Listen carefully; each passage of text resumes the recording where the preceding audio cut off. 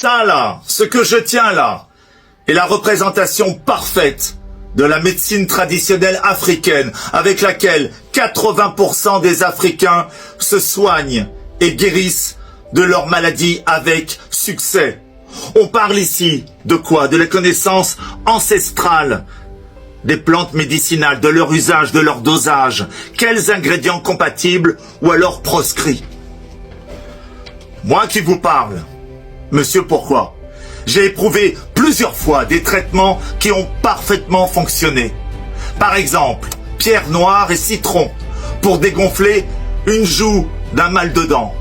Tanobitters pour calmer des hémorroïdes très douloureuses. Atoté pour rester performant à 60 ans. La médecine traditionnelle africaine renforce les organes vitaux, booste l'immunité et soigne et guérit 8 Africains sur 10. Alors j'ai une question, une seule, à poser. Pourquoi la médecine traditionnelle chinoise est connue et reconnue dans et par le monde entier alors que la médecine traditionnelle africaine reste sous-estimée, pas organisée, pas encore officialisée.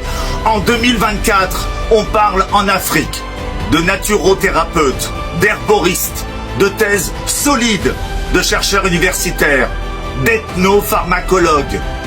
Les tradipraticiens proposent une couverture santé accessible à tous, peu onéreuse et efficace. Alors, qu'en est-il d'une volonté politique d'investir, de structurer, de valoriser enfin un marché qui pèse, écoutez bien, 60 milliards de dollars dans le monde. Si j'étais paranoïaque et complotiste, je penserais que les grands laboratoires internationaux et le pouvoir de la médecine moderne n'ont aucun intérêt à promouvoir cette concurrence qui pourrait fragiliser leur puissance actuelle. Jeunesse africaine, exigez de vos gouvernements des investissements lourds dans ce domaine qui soigne et guérit les Africains.